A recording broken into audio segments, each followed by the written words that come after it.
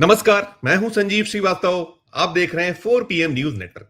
मित्रों, भारतीय राजनीति का भविष्य तय करने वाले माने जा रहे बिहार राज्य विधानसभा चुनाव में फिल्म उलझती चली जा रही है। अब महज कुछ घंटे बचे हैं जब पहले चरण में जो मतदान होना है, उसके ठीक पहले नॉमिनेशन की जो तारीख है, बेहद बेहद निकट और कह सकते हैं कुछ घंटे शेष हैं।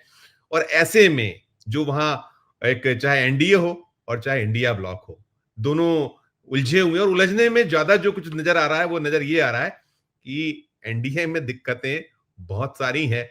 और वहां जो दांव पेच हैं, वो दांव पेच में जो कहा जाता है भारतीय जनता पार्टी के चाणक्य अमित शाह कहीं निकल ये रहा है कि वो बुरा तरीके से उलझ गए, फंस गए। उसकी वजह यह है कि डॉस देने की जो आदत भारतीय जनता पार्टी की रही है कि जो अपने सहयोगी दल हैं और सहयोगी दलों में जो कहीं ना कहीं ड्राइविंग सीट को सुशोभित करते रहे, उन्हें कैसे चित किया जाए, हटाया जाए। और महाराष्ट्र इसका उदाहरण है, कई सारे राज्य हैं जहां उदाहरण हमने देखे हैं। तो अभी नीतीश कुमार को जो डॉज देने की कोशिश थी कि बड़े भाई की भूमिका खत्म की थी 101 सीट बराबर की बांटकर, लेकिन नीतीश कुमार ज्यादा बड़े प्लेयर हैं, ये किसी से छुपा हुआ नहीं है। और आज जब नीतीश कुमार के जो राजनीतिक दल की ओर से 57 उम्मीदवारों की सूची आई है, उसमें साफ परिलक्षित हुआ है कि अब नीतीश कुमार भी अपना जो दांव है वो खेलने लगे हैं। और ओवरऑल अब तक ये भी है, आज की हम डेवलपमेंट देखें तो बीजेपी ने 12 जो उनके उम्मीदवार हैं उनकी नई सूची जारी की है। और इधर इंडिया ब्लॉक की सूची का इंतजार अभी बना हुआ है। और ये है कि अब जब हम चर्चा कर रहे हैं, शायद जब आप इसको सुन रहे होंगे तब तक सूची आ गई होंगी, चंद घंटे शेष है। तो जो पूरी स्थिति है, पूरे हालात हैं, जैसा मैंने कहा बिहार का जो चुनाव है, वहां के जो नतीजे हैं, बहुत कुछ आगे की भविष्य की देश की राजनीति, क्योंकि अगले 26 में 5 राज्य और हैं जहां विधानसभाओं के चुनाव होना है, बहुत कुछ पानी बहना है। तो ऐसे में जो सारा परिदृश्य दृश्य है, खासकर बिहार को लेकर चलेंगे हम, जो बात करते हैं अभय दुबे सर, प्रोफेसर अभय दुबे सर का जुड़ गए हैं। अभय सर, बहुत बहुत स्वागत है आपका। अभय सर, आप देख रहे होंगे बिहार से जो तस्वीरें निकल रही है, आज जो सूची जारी हुई है तो उसमें निकला यह है जो बहुत सिग्निफिकेंट लग रहा है कि चिराग पासवान को जो अलॉट सीटें थी, वहां 5 उम्मीदवार नीतीश कुमार ने उतार दिए। और बाकी पूरी की पूरी फिल्म जो कहीं उलझन जैसी स्थिति लगती है, तो एनडीए बहुत फंसा है ऐसा लगता है, सारे लोग ब्लैकमेल कर रहे हैं। तो पहली प्रतिक्रिया जो नीतीश कुमार के दांव पर, professor Abhay Dubey sir. Unmute sir, unmute please, unmute sir, unmute sir, unmute.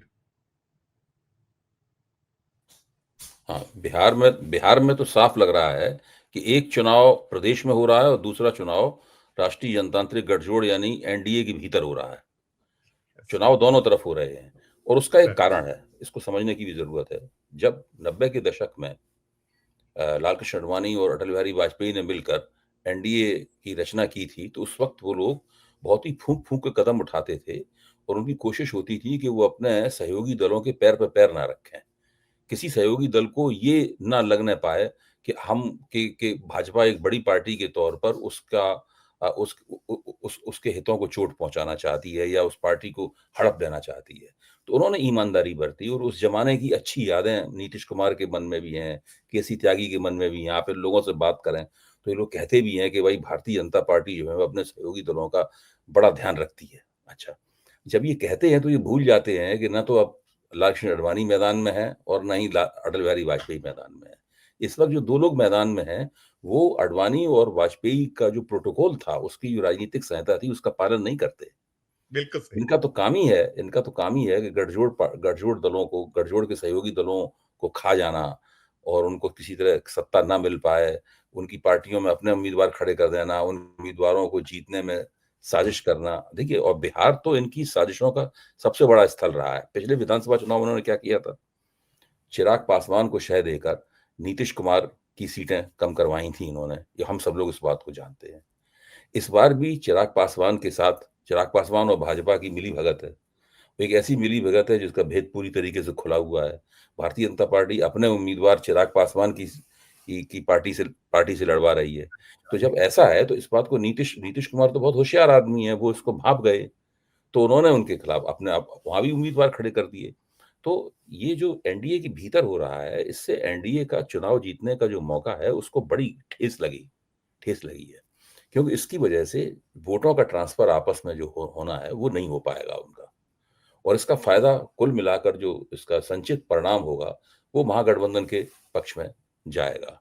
लेकिन अब भारतीय जनता पार्टी का दांव ये है कि भाई हम भी खूब जम के सीटें जीतें और चिराग पासवान भी सीटें जीते हैं और चिराग पासवान की पार्टी से हमारे लोग भी सीटें जीते हैं और उसके बाद नीतीश कुमार की हम लोग छुट्टी कर दें, उनकी मुख्यमंत्री के तौर पे जो पारी है उसका अंत कर दें, फिर उनके सामने प्रस्ताव रखा जाएगा कि चलिए आपके बेटे को हम राजनीति में स्थापित कर देते हैं, उसको उप मुख्यमंत्री बना देते हैं या कोई बड़ा मंत्री बना देते हैं, आप रिटायरमेंट ले लीजिए। तो इस प्रकार की पूरी उनकी योजना है और इस योजना को बच्चे भी समझ सकते हैं कि ये योजना वहां पर लागू कर रहे हैं और नीतीश कुमार के पास तो ऐसी योजना की काट के बहुत सारे हथकंडे होंगे। अभी तो उन्होंने केवल एक हथकंडा हम लोगों को दिखाई पड़ा है और भी वो जाने क्या क्या सोच रहे होंगे, किस किस तरीके से क्या क्या करना है। ये सब नीतीश कुमार की जो रणनीतिक कौशल है, उसका बिहार की राजनीति में कोई जवाब नहीं है। मैं समझता हूँ लालू यादव के पास भी अच्छा रणनीतिक कौशल है, लेकिन भाजपा के पास ऐसा कोई नेता नहीं है जो लालू और नीतीश के रणनीतिक कौशलों की का जवाब दे सके। बिल्कुल। अब ऐसे 2 चीज़ें मैं जानना चाहूँगा, हमारे दर्शकों को बताइए। एक तो ये महाराज दोहराने के मूड में थे हुँ। और देखिए जान रहे हैं जिस तरीके से वहाँ एकनाथ शिंदे को पहले बहुत लॉलीपॉप दी गई और बाद में कैसे किया और आज वो कितने संकट में है तो सब जानते हैं। और दूसरी चीज़ ये भी है भाई सर कि आपने कहा नीतीश कुमार वो प्लेयर हैं। अब ये तो इनके सामने एक बच्चा है, ये गुजरात जो आज बीजेपी जिनके हाथों में प्ले अप होती है, चाहे वो मोदी साहब हों या जो जिन्हें बीजेपी अपना चाणक्य कहती है, अमित शाह साहब। तो इनकी जो रणनीतिक चूकें या जो इनकी कह लीजिए दादागिरी जो ये करते हैं सबके साथ, वो कहीं कुछ ये भविष्य की जो राजनीति है देश की, यदि बिहार में जो कुछ चल रहा है, जिस तरीके से शुरुआत आपने कहा कि कर दी है नीतीश कुमार ने भी तो पहला दांव खेला है, बहुत कुछ दांव बचे हैं, बहुत चुनाव अभी बचा हुआ है। तो ऐसे में अगर दूरगामी देखा जाए अभय सर, तो क्या ये आने वाले दिनों के पहले का तूफान के पहले का सन्नाटा मान लें या तूफान के पहले की हलचल मान लें? और दूसरा इससे जो देश की जो हुकूमत है एनडीए, क्योंकि बैसाखी एक नीतीश कुमार जी भी, तो उस संदर्भ में कैसे देख सकते हैं आप सर इसको? नहीं, काफ़ी कुछ देखिए, बिहार के चुनाव में कौन जीतता है, कौन हारता है, इससे केंद्र सरकार का भविष्य भी तय होगा। नरेंद्र मोदी की जो अपनी राजनीति है, प्रधानमंत्री पद पे कितने दिन तक रहेंगे, नहीं रहेंगे, आरएसएस उन्हें कब हटाने के बारे में सोचेगा, ये भी तय होगा। अगर महागठबंधन चुनाव जीत जाता है, तो आप समझ लीजिए राहुल गांधी देश के एक बहुत बड़े और प्रभावशाली नेता बन जाएँगे। उनकी लोकप्रियता नरेंद्र मोदी की लोकप्रियता से आगे निकल जाएगी। बिल्कुल आप अच्छा। और अगर गठबंधन चुनाव हार जाता है, हैं? तो फिर बहुत बड़ा आघात लगेगा विपक्ष की राजनीति के ऊपर। दोनों के लिए ही बिहार का चुनाव जीतना बहुत ज़रूरी है। नरेंद्र मोदी के लिए भी ज़रूरी है और महागठबंधन के लिए भी ज़रूरी है। सब कुछ इसी चुनाव पर निर्भर करता है। भाजपा ने कोशिश ये की थी कि वहाँ पर टिकट के बँटवारे में पहले महाराष्ट्र वाला फ़ॉर्मूला लागू करें, लेकिन देखा कि ये बिहार की धरती है, यहाँ पे महाराष्ट्र का फ़ॉर्मूला लागू नहीं हो पाएगा। इसलिए उन्होंने वहाँ तो कदम खींच लिए वापस और नीतीश कुमार को बराबर की सीटें दे दी। लेकिन अब उनकी योजना है कि हम महाराष्ट्र में दूसरे चरण पे महाराष्ट्र मॉडल लागू करेंगे, यानी चुनाव के बाद लागू करेंगे। तो उसके लिए नीतीश कुमार के पास इसके अलावा कोई चारा नहीं है कि वो बड़े पैमाने पर सीटें जीतें। अगर वो सीटें नहीं जीतेंगे तो अगर भाजपा का साथ छोड़ के महागठबंधन के साथ जाते हैं, तो वहाँ भी उन्हें मुख्यमंत्री बनने का मौका नहीं मिलेगा। क्योंकि महागठबंधन नीतीश कुमार आना चाहे तो उनका स्वागत करेगा, लेकिन नीतीश कुमार को अब वहाँ से भी मुख्यमंत्री का पद नहीं मिलने वाला है। नीतीश कुमार की समस्या ये है कि वो मुख्यमंत्री का पद जो है ना, वो दोनों तरफ से मार खाएँगे। ना तो भाजपा उन्हें मुख्यमंत्री बनाना चाहती है और ना महागठबंधन उनको मुख्यमंत्री बनाएगा। इसलिए नीतीश कुमार एक ही तरीके से मुख्यमंत्री बन सकते हैं कि वो बहुत अच्छा प्रदर्शन करे उनकी पार्टी। और पिछले चुनाव में उनका प्रदर्शन अच्छा नहीं था, लोकसभा चुनाव में अच्छा था, लेकिन विधानसभा चुनाव में अच्छा नहीं था। तो अब नीतीश कुमार के पाले में गेंद है और उन्हें गेंद को ठीक से खेलना है। दूसरी, नीतीश कुमार का जो बायोलॉजिकल स्वास्थ्य है वो कैसा भी हो, लेकिन उनका राजनीतिक स्वास्थ्य बिल्कुल ठीक है। उनका राजनीतिक एंटेना बिल्कुल ठीक है। वो अच्छी तरीके से सोच समझ रहे हैं, अच्छी तरीके से चालें चल रहे हैं और ये इस बात का सबूत है जो आपने बताया कि उन्होंने वहाँ पे चिराग पासवान के खिलाफ 5 उम्मीदवार अपने खड़े कर दिए हैं। इस बात का सबूत है कि वो एनडीए के भीतर जो विश्वास का संकट है, एक परस्पर एक-दूसरे के प्रति, उस विश्वास के संकट में वो जानते हैं कि उन्हें अपनी गोटियाँ किस तरीके से चलनी हैं।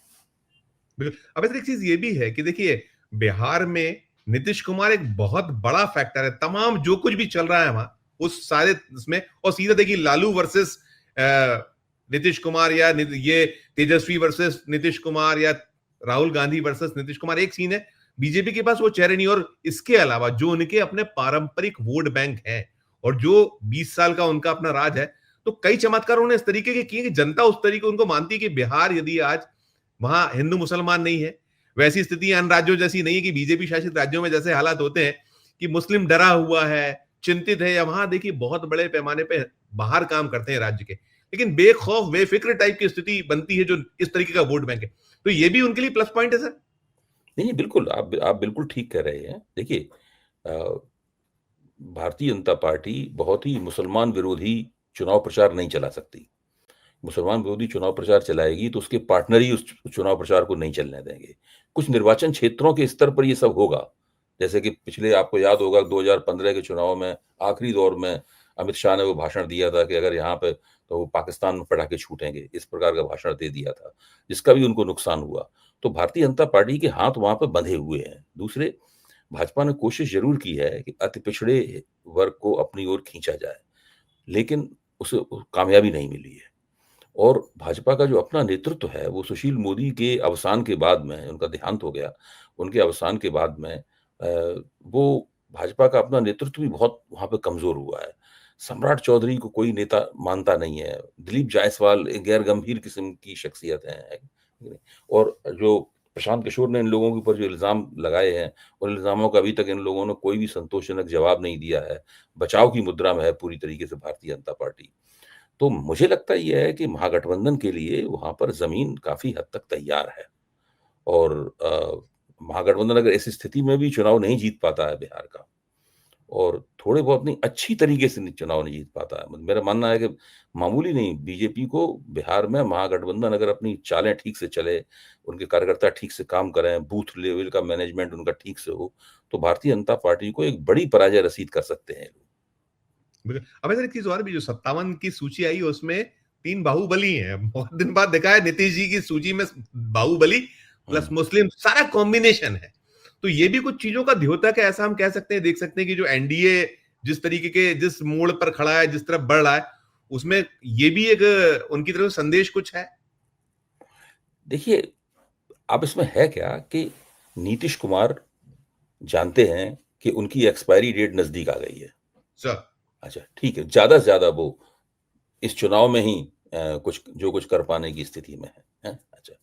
दूसरे, भाजपा से दबे हुए भी हैं, हुँ? और चाहते भी नहीं है कि भाजपा उनके पैर पे पैर रख पाए, मतलब जो है। तो ऐसी स्थिति में बहुत मुश्किल होता है मैन्यूवरिंग करना। ऐसी स्थिति में बहुत मुश्किल होता है मैन्यूवरिंग करना। और फिर वो जो पूरा दावा है उनका कि हम वो सांप्रदायिक नेता नहीं है, सेकुलर नेता है, वो दावा बहुत दिन पहले ही उनका नष्ट हो गया है। लेकिन फिर भी वो भाजपा को न तो वो नंगी सांप्रदायिकता फैलाने देंगे, ना खुद उनकी पार्टी की तरफ से सांप्रदायिकता उस तरह की फैलाई जाएगी। लेकिन और नीतीश कुमार को ये भी पता है कि उनकी पार्टी का कौन-कौन नेता दरअसल भाजपा के साथ खुफिया तौर पे मिला एग्जैक्टली। हुआ है। जी जी ये जी। थोड़ा मिला हुआ है। तो बहुत सारी दिक्कतें, परेशानियाँ, समस्याएँ हैं। उपेंद्र कुशवाहा भी नाराज़ हैं, लेकिन सुनते ये हैं कि उनको शायद भाजपा कुछ पटा-वटा लेगी, कुछ नहीं हो देगी। गया सर, उनको उनको उनको एक राज्यसभा और एक एमएलसी जी, मिल गया है, जी। ऐसा निकल कर आया एक चीज। और दूसरा ये भी है कि ये भी निकला है, जो सूची आई है, हुँ। कि सारे सूत्र अब मुख्यमंत्री ने अपने हाथों में ले लिए। जो आप कह रहे हैं उसी को मैं आगे बढ़ाते हुए आपसे सवाल करना चाहूंगा या आपकी टिप्पणी चाहूंगा कि अब उनको भरोसा अब नहीं, उनको मालूम है कि कौन किसके हाथ में खेल रहा है। तो वो हुँ। जो उनके इर्द गिर्द जो कोटरी होती है, उस कोटरी को दूर कर दिया उन्होंने, ये भी निकल कर ताजा एकदम जो हालात है नहीं, उसमें है। बिल्कुल, बिल्कुल, बिल्कुल। देखिए, इसलिए अ, जितनी जल्दी हो सके तेजस्वी यादव को कांग्रेस के साथ में जो सीटों के बँटवारे का प्रश्न है, उसको सुलझा लेना चाहिए। महागठबंधन अपनी एकता को जितने अच्छे तरीके से जनता के सामने रखेगा, उतना ही लोगों का उनके ऊपर विश्वास भी बढ़ेगा। मुकेश सैनी की सीटें तो तय हो चुकी हैं, हमें पता है, लेकिन अभी कांग्रेस के साथ में कुछ थोड़ा-सा विवाद है सीटों को लेके। तो वो विवाद जितनी जल्दी और सफाई के साथ, बिना किसी कोई बदसूरत तस्वीर बने, उससे पहले अगर ये दूर कर लें, तो ये इन लोगों के लिए बेहतर होगा और इनकी चुनावी मुहिम भी ठीक-ठाक तरीके से चलेगी। जी मैं मानता हूँ कि ये बिहार का चुनाव जो है, वो धीरे-धीरे उसका पलड़ा महागठबंधन के पक्ष में झुक रहा है। अभी पूरी तरीके से नहीं झुका है। ये नहीं कह सकता हूँ कि चुनाव क्लिंच कर लिया है इन्होंने, लेकिन उनके पक्ष में पलड़ा झुक रहा है। अब इसको क्लिंच ये तब करेंगे जबकि अच्छी तरीके से चुनावी प्रबंधन करें और किसी बिल्कुल, किसी किस्म के मुगालते में ना रहें, क्योंकि भारतीय जनता पार्टी की ताकत को कम करके आंकना उचित नहीं होगा, क्योंकि बिल्कुल, भाजपा बिल्कुल। आमतौर पर हारी हुई बाजियों को जीत लेती है। ये हम लोगों ने कई बार देखा है, क्योंकि उनके साथ राष्ट्रीय है। अब इसमें एक सवाल ये उठता है कि संघ इसमें क्या करेगा? हैं? तो संघ भाजपा और संघ के बीच में पूरी तरह योजना बन चुकी होगी, मैं ये मानता हूँ। वो बिल्कुल। तय कर लिया होगा कि किन-किन सीटों पे जो गैर भाजपा दल हैं एनडीए के, उन गैर गा भाजपा दलों में किन-किन सीटों पे संघ के कार्यकर्ता काम करेंगे, किन-किन सीटों पे नहीं काम करेंगे, ये सारा उन्होंने मैपिंग कर ली होगी पूरी की पूरी। इन सीटों पे हमें करना है, इन सीटों पे नहीं करना है। नहीं, बिल्कुल। अब ऐसा तो है कि वो जितने पत्ते उनके हाथों में होते हैं, उतने बाजुओं में भी रखते हैं, उस तरीके से प्ले अप करते हैं। उनके पास इलेक्शन कमिशन ऑफ इंडिया भी है, उनके पास सरकारी मशीनरी भी है, उनके पास जितना जो और सामना-दंड ये है। संजीव जी, ये परीक्षा भी होगी कि जो एसआई अ, जो ये सघन पुनरीक्षण किया गया है मतदाता जी, सूचियों का, जी। ये बिहार को उन्होंने उसकी प्रयोग स्थली बनाया। हुँ। और इस सघन पुनरीक्षण का विरोध करने की प्रयोग स्थली कांग्रेस ने और राष्ट्रीय जनता दल ने मिलकर बिहार को बनाया। तो बिहार दरअसल दोनों ही पक्षों की प्रयोग स्थली है। दोनों तरफ से ही इसमें यहाँ पे प्रयोग हो रहे हैं। किसका प्रयोग सफल होता है, किसका नहीं सफल होता है, ये हम लोगों को देखना होगा। नहीं, बिल्कुल, बिल्कुल। मैं सर इस पूरे उसमें मसले में बात कर रहा था, मुझे कोई कह रहे थे, किसी हुँ, ने कहा कि ये वैसे भी है कि जो वेट एंड वॉच था, जो हुँ, कुछ विलंब है, इंडिया ब्लॉक में उस तरीके की बहुत वो नहीं है, खटपट नहीं है। हुँ, नहीं ये भी खटपट देख रहे नहीं। थे कि कहीं इनके यहाँ कोई टूट-फूट होती है, तो फिर सीटों का बँटवारा उस तरीके से भी कलिए कोई निकल कर आता है, ये भी एक देख रहे थे। हुँ, और अभी सर इसमें एक बड़ा महत्वपूर्ण है कि जो वहाँ पर दाँव खेला गया था, 10,000 रुपए नकद देना, सरकार ने तो केंद्र की सरकार और नीतीश कुमार सरकार ने खजाने का मुँह खोला था। हुँ, लेकिन तेजस्वी यादव का जो वो जिस परिवार में नौकरी नहीं, उसको एक नौकरी, ये कितना हुँ। बड़ा दाँव यहाँ गेम चेंजर या कैसा नहीं साबित हो देखिए, सकता है? पिछले चुनाव में तेजस्वी ने अपनी चुनौती ही बेरोज़गारी के सवाल को उठाकर की थी और उसमें वो कामयाब भी हुए थे। सबसे बड़ी पार्टी के तौर पे उभरे थे, सरकार बनाने से बाल-बाल रह गए थे। तो जिस परिवार में नौकरी नहीं, वहाँ पे एक नौकरी, ये जो पूरा वायदा है, ये वायदा बहुत आकर्षक साबित होने वाला है। और इस वायदे से जो आप बिहार की राजनीतिक परिस्थिति के बारे में किसी भी व्यक्ति से पूछिए, वो हम लोगों के विचार का हो या ना हो, वो भाजपा का समर्थक हो या विरोधी हो, सब कहते हैं कि मुख्य समस्या बेरोज़गारी है बिहार में। और नरेंद्र मोदी ने वहाँ जाके एक भाषण दिया था, शुरू में आपको याद होगा कि सर, हम 1 करोड़ रोज़गार देंगे। 1 देंगे करोड़ कहा था। 1 करोड़ रोज़गार कहाँ से आएँगे? सोचिए। तो ये भाषण पहली नज़र में ही झूठ है। जो भी सुनेगा कहेगा ये झूठ बोल रहा है आदमी।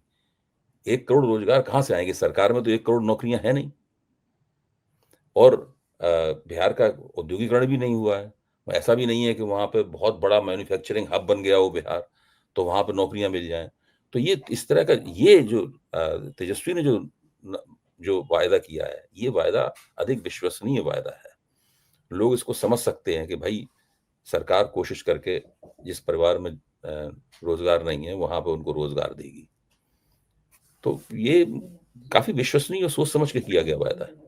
नहीं, अभी सर आपने जो कहा कि जुमले या जिस तरीके के वादे, दावे, हमें हुँ, याद है वो 25,000 करोड़, 35,000 करोड़, 50,000 करोड़, चलिए सवा लाख करोड़, वो भी बिहार भूला नहीं है सर, वो भी क्या दे दें? मोदी बोलो क्या क्या-क्या दें? दे रहे, क्या आपको क्या चाहिए और क्या मिला? वो हुँ, खुद सब कह रहे हैं। सर अभी जो ये है कि कल से उतर रहे हैं नीतीश कुमार साहब उतरने वाले हैं चुनाव मैदान में और मोदी जी का भी एक बड़ा प्रोग्राम बना और बाकी तो है ही, सारा रण हुँ, सजा है, राहुल गांधी हैं, प्रियंका गांधी हैं, तेजस्वी यादव हैं और तमाम हैं। तो ऐसे में जो मोदी मैजिक, मोदी चेहरा, मोदी जो ओहरा सब क्या आप वो सीन कैसे देखें जो आने वाले दिन है? और बाकी हिंदू मुसलमान चल रहे हैं तो फिर क्या यही होगा ये झूठे दावे, झूठे वादे इसी तरीके की तस्वीर दिखने वाली है? यही सब किया जाएगा और इसके अलावा उनके पास कुछ करने के लिए है नहीं। जहाँ तक नरेंद्र मोदी का सवाल है, नरेंद्र मोदी अब पहले के मुकाबले देखा जाए तो मैं तो ये नहीं कहूँगा कि उनके कारतूस की सारी बारूद खत्म हो चुकी है, ये तो मैं नहीं कहूँगा। सर, उन्हें मैं चला हुआ कारतूस तो नहीं कहूँगा, लेकिन सर, ये ज़रूर कहूँगा कि ये कारतूस सील गया है। एब्सोल्यूट हाँ, धोखा दे सकता है, हाँ, वक़्त पे हाँ, धोखा दे हाँ। सकता है, वक़्त पे ये ऐन धोखा दे मौके पे सकता फुस हो सकता है, कारतूस सील गया है। अब है। जी, चला हुआ जी, जी। कारतूस तो नहीं है नरेंद्र मोदी, अभी भी उनमें कुछ दम है। लेकिन ये जी, कारतूस सील गया है और इस बिहार के चुनाव में इसकी परीक्षा होगी, इस कारतूस में कितनी दम है। अगर बिहार जी, में भारतीय जनता पार्टी चुनाव हारती है या एनडीए चुनाव हारता है, तो राष्ट्रीय स्वयंसेवक संघ गंभीरतापूर्वक सोचना शुरू कर देगा कि इस व्यक्ति के नेतृत्व में ना तो हम उत्तर प्रदेश का चुनाव लड़ सकते हैं और ना ही देश का चुनाव लड़ सकते हैं। तो 2027 के उत्तर प्रदेश के विधानसभा चुनाव से पहले नरेंद्र मोदी की विदाई की योजना राष्ट्रीय स्वयंसेवक संघ बना सकता है। बहुत सुंदर है सर। जी। अब सर एक चीज और भी, ये जो ये चुनाव के नतीजे हैं, देखिए अब बकरे की अम्मा कब तक खैर मनाएगी, हम बार बार कहते हैं। जो जेपी नड्डा साहब हैं, उन्हें भी एक्सटेंशन एक्सटेंशन एक्सटेंशन एक्सटेंशन पर एक्सटेंशन होते होते बहुत हो गया। तो 14 नवंबर के बाद जो वहां जैसी भी तस्वीर बनेगी निकलेगी, तो वो तो सुनिश्चित, और इसमें कुछ हो गया तो फिर क्या कुछ क्या संजय अभी जोशी मैंने मान एक लेंगे, दिन वहां पहले से क्या संजय होगा, जी से बातचीत करते हुए संग वाला एंगल जी। संजय जी से बातचीत करते हुए मैंने एक टिप्पणी की थी, उसको मैं अभी आपके साथ भी दोहराना चाहूँगा कि प्लीज। हम लोगों को अब चाहिए कि हम सरकार सुप्रीम कोर्ट में जाकर एक बंदी प्रत्यक्षीकरण याचिका दायर कर दें कि भाजपा के नए अध्यक्ष को पेश किया जाए। बहुत सुप्रीम कोर्ट सुंदर के है। आदेश सुप्रीम कोर्ट के आदेश से ही कुछ हो सकता है वहाँ पे। तो बहुत। क्योंकि इतनी बुरी हालत है इन लोगों की, राष्ट्रीय स्वयंसेवक संघ ने तय कर लिया है कि किसी भी कीमत पर वो अमित शाह के हाथ में भारतीय जनता पार्टी की सांगठनिक कमान नहीं देखना चाहते। वस्तुस्थिति यही है कि अमित शाह भाजपा के डिफेक्टो प्रेसिडेंट रहते हैं, कोई भी रहे। अब नड्डा साहब क्या हैं? नड्डा साहब का काम ही तो केवल अमित स्टैम्प शाह के स्टैम्प निर्णयों पर स्टैम्प दस्तखत करना है। स्टैम्प है, स्टैम्प है, इस हाँ, स्टैम्प है। अमित शाह के निर्णयों पे मोहर लगाना इनका काम है। जो नया हाँ। अध्यक्ष अगर नरेंद्र मोदी की मर्जी से बना तो वो भी यही काम करेगा। तो वो संघ ये नहीं करना चाहता किसी तरीके से, इसीलिए वहां अध्यक्ष नहीं बन पा रहा है। और जब तक अमित शाह को संघ पीछे नहीं धकेलेगा, धकेल पाने में समर्थ नहीं होगा, तब तक ये नहीं हो पाएगा, अध्यक्ष नहीं बनेगा और इसी तरीके से ये मामला खिंचता रहेगा। अध्यक्ष के सवाल पर भाजपा पहले से ही मजाक की पात्र बन चुकी है चारों तरफ। मैं 2 सवाल में खत्म करूँगा। एक तो अब सर ये पूछना चाहूँगा कि जितने भी ये दल हैं, चाहे वो जीतन राम मांझी हों, भले ही क्या सभी देखिए, राजनीति में कहते कुछ है, करते कुछ है, होता कुछ है, दिखता कुछ है, बहुत सारी चीज़ें अलग-अलग होती हैं। बहुत सारा राजनीतिक हमारा जी, दौर देखा है। आप तो हम लोग के मार्गदर्शक हैं, आप हम आपको पढ़ते और सुनते हुए कई चीज़ें हम सीखते हैं। तो वहाँ चाहे जीतन राम मांझी हों, चिराग पासवान हों या नीतीश कुमार ने तो खेल दिखाना छोड़ सबको, क्योंकि हुँ, आप जो कहते हैं परजीवी, ये कहते हैं कि कांग्रेस परजीवी है, लेकिन वास्तविकता में तो बीजेपी परजीवी की कैसे दलों को खाती है। हुँ। तो ऐसे में 14 नवंबर जो है वो बड़ा इंपॉर्टेंट है, नतीजों के बाद का खेल। और अभी जो चीजें हैं कि ये लोग भी, कोई भरोसा नहीं कि नीतीश कुमार जी भी, कोई कह रहा था कि वो अगर ऐसी स्थिति बनेगी तो हो सकता है कि वो अपनी, क्योंकि उनके पास में विरासत सौंपने के लिए कोई नहीं, उनके विरासत वाला कोई नहीं, वहां कोई परिवारवाद नहीं है, तो हो सकता है कि वो क्या तेजस्वी में ज्यादा संभावना है इसको सौंप के जाए तो शायद बिहार उनको तार देगा टाइप की स्थिति। इसमें भी एक टिप्पणी था आपकी। देखिए, मुझे मुझे लगता है कि इस वक़्त नीतीश कुमार के पास 2 एक प्लान ए है, एक प्लान बी है। प्लान ए है उनका कि उन्हें खुद मुख्यमंत्री बनना है, फिर से, सर। ये उनका प्लान ए है। ये प्लान उनका खतरे में पड़ा हुआ है पूरी तरीके से। ना भाजपा उन्हें मुख्यमंत्री बनाना चाहती है, पहले भी कह चुका हूँ, महागठबंधन भी उन्हें मुख्यमंत्री पद देने के मूड में नहीं है। अब इसके बाद रह जाता है प्लान बी। प्लान बी रह जाता है अपने बेटे को किस तरीके से राजनीति में स्थापित करना, ये उनका प्लान बी है। अब ये भाजपा भी उनके बेटे को स्थापित कर सकती है, अगर वो शांतिपूर्वक रिटायरमेंट के लिए तैयार हो जाएँ और महागठबंधन भी उनके बेटे को स्थापित कर सकता है। तो मैं समझता हूँ कि नीतीश कुमार के लिए बाजी पूरी तरीके से निकली नहीं है अभी। अब ये नीतीश कुमार को देखना है कि वो किसके साथ रहेंगे। देखिए, अगर उनकी पार्टी ने अच्छा स्कोर किया और भाजपा उतना अच्छा स्कोर नहीं कर पाई, हुँ, तो बहुत इस बात की ज़्यादा संभावना है कि नीतीश कुमार और एनडीए नहीं जीतेगा, भाजपा अच्छा स्कोर नहीं कर पाएगी तो एनडीए नहीं जीतेगा, ज़ाहिर है। तो फिर वो महागठबंधन के साथ चले जाएँगे ताकि वो या अपने ज़रिए सत्ता में रहें या अपने बेटे के ज़रिए सत्ता में रहें। फिर वो महागठबंधन के साथ चले जाएँगे और फिर बहुत शक्तिशाली किस्म की सरकार बनेगी। महागठबंधन पहले से ही जीता हुआ होगा और नीतीश कुमार भी उसके साथ जुड़ जाएँगे, तो बहुत शक्तिशाली सरकार बनेगी और भाजपा पूरी तरीके से बिहार की राजनीति में अकेलेपन की शिकार हो जाएगी।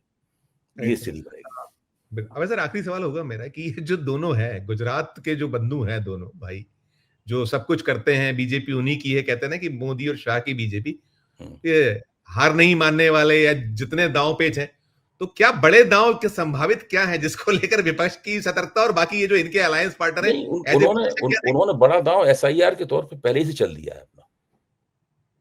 जो बड़ा दाँव है वो एसआईआर के तौर पे पहले ही चल दिया है।